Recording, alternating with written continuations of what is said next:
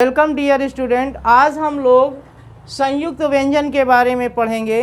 कल हम लोगों ने ऊष्म व्यंजन तक पढ़ा था, उसके बाद हम लोग हिंदी वर्णमाला में कुछ संयुक्त व्यंजन निर्धारित किए गए हैं, उनको हम पढ़ेंगे। इनकी संख्या 4 है। हम लोगों ने 33 जो है पढ़ लिए थे, वर्ण को पढ़ लिया था। आज हम लोग जो है संयुक्त व्यंजन के बारे में पढ़ेंगे।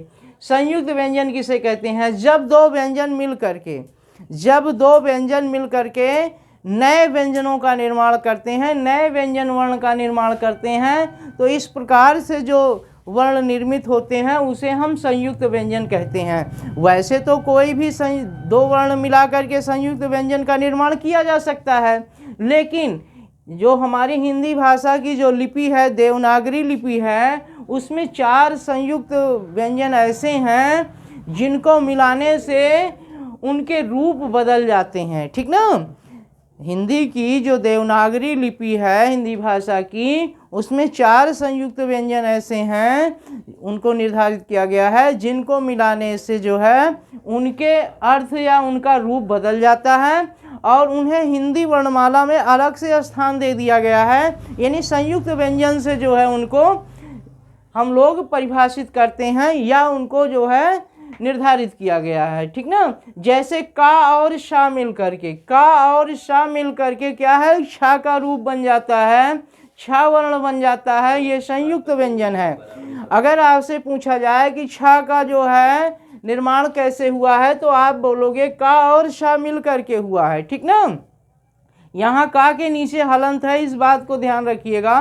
ता और रा मिल करके त्रा का निर्माण हुआ है। जा और या मिल के ज्ञा का निर्माण हुआ है। सा और रा मिल करके स्त्रा का निर्माण हुआ है। तो छा, त्रा, ज्ञा और ये स्त्रा, ये 4 जो है संयुक्त व्यंजन हैं जो हिंदी वर्णमाला में अलग से रखे गए हैं। फिर इसके बाद हम लोग बात करते हैं द्वित्व व्यंजन की। द्वित्व व्यंजन किसे कहते हैं? आप तमाम तरह के शब्द पढ़े होंगे, कच्चा, पत्ता, सच्चा, बच्चा, है ना? तो इस तरह से जो बीच में आधा अक्षर आ जाता है और उसके बाद फिर वही अक्षर आ जाता है, उसी को हम लोग क्या कहते हैं? द्वित्व व्यंजन कहते हैं। चलो इसको समझते हैं कैसे क्या है। जब किसी स्वर रहित, ध्यान रखिएगा, जब किसी स्वर रहित व्यंजन का उसी स्वर युक्त व्यंजन के साथ संयुक्त रूप से जब हम उच्चारण करते हैं या किया जाता है, तो उसे द्वित्व व्यंजन कहते हैं। जैसे यहाँ पर आप देख रहे हो का में हलंत लगा हुआ है, इसका मतलब ये हुआ कि ये का जो है क्या है? ये का स्वर रहित है, और दूसरा जो का लिखा है ये स्वर सहित है, क्योंकि इसमें हलंत नहीं लगा हुआ है। ठीक ना? पहले वाले में हलंत लगा हुआ है और दूसरे वाले में हलंत नहीं लगा है। जिसमें हलंत लगा है इसका मतलब है कि वो स्वर रहित है, अर्थात बिना स्वर का है, और जिसमें हलंत नहीं लगा है वो स्वर सहित है या स्वर युक्त व्यंजन वर्ण है।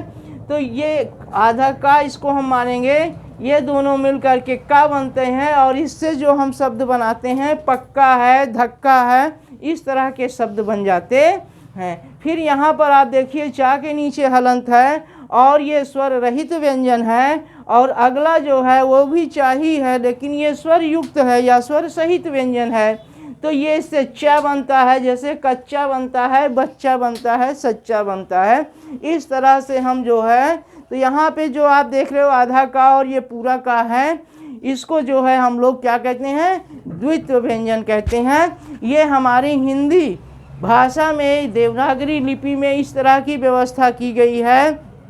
चूँकि और भाषाएं हैं, जैसे आप अंग्रेज़ी को ले लो, उसकी लिपि जो है रोमन है, उसमें कैपिटल अक्षर और स्मॉल अक्षर होते हैं। ठीक ना? लेकिन हमारे यहाँ हिंदी में इस तरह की व्यवस्था नहीं है। हिंदी में जो व्यवस्था है वो आधा और पूरा लिखने की व्यवस्था है, यानी स्वर रहित व्यंजन लिखने की व्यवस्था है और स्वर सहित व्यंजन लिखने की व्यवस्था है। बाकी उस शब्द का जो रूप है वो वैसे ही, जितने भी वर्ण हैं वो उसी रूप में लिखे जाएंगे, चाहे उन्हें हमें बड़े आकार में लिखना हो चाहे छोटे आकार में लिखना हो।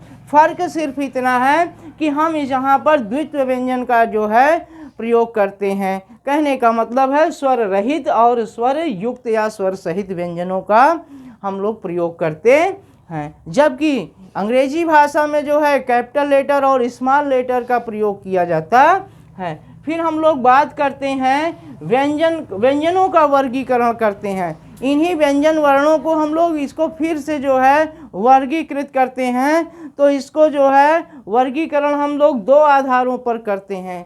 कितने आधार पर करते हैं? दो आधारों पर करते हैं। एक तो पहला है उच्चारण के आधार पर, जितने व्यंजन वर्ण हैं इनका प्रोनाउंसिएशन कैसा होगा, कैसे ये उच्चरित होते हैं, किस तरह से ये बोले जाते हैं, कहाँ से निकलते हैं, ठीक ना। और दूसरा है प्रयत्न के आधार पर, हम कैसे प्रयास करते हैं इनको बोलने के लिए, किस तरह का प्रयत्न करते हैं, किस तरह की कोशिश करते हैं इनके उच्चारण में, ठीक ना। इस आधार पर जो है दो तरह से व्यंजन वर्णों को डिवाइड किया गया है, बांटा गया है। और सबसे ये ज़रूरी चीज़ें हैं, ठीक ना। व्यंजन वर्णों का प्रोनाउंसिएशन या उच्चारण बहुत ज़रूरी है। कई बच्चे इसका जो है उच्चारण सही तरीके से नहीं कर पाते हैं, या तो उनके मुख का सही से विकास नहीं हुआ है, और या तो जो है वो उस वर्ण को गलत जगह से उच्चरित करते हैं। तो व्यंजन वर्णों का उच्चारण बहुत ज़रूरी है, क्योंकि अगर हम किसी भाषा को सीखते हैं तो उस भाषा को सीखने के लिए ज़रूरी है कि हमें सही से उसका उच्चारण करना आना चाहिए। और जब तक हम उन वर्णों का उच्चारण नहीं कर पाएंगे, हम उस भाषा को सही तरीके से बोल नहीं पाएंगे, ठीक ना। तो बोलने के लिए ज़रूरी है कि उन वर्णों का अच्छी तरीके से उच्चारण किया जा सके। जो वर्ण जहाँ से उच्चरित हो रहे हों, निकलने हैं, वहाँ से उसको बोलने का प्रयास किया जाए, जिससे शुद्ध हम उसका उच्चारण कर सकें, ठीक ना। जिसको हम लोग अगले वीडियो में पढ़ेंगे। अगर ये वीडियो आपको अच्छा लगा हो तो इसे लाइक करिए और इस चैनल को आप सब्सक्राइब करिए, अपने दोस्तों में भी शेयर करिए, जिससे ज़्यादा से ज़्यादा जानकारी उन लोगों को मिल सके।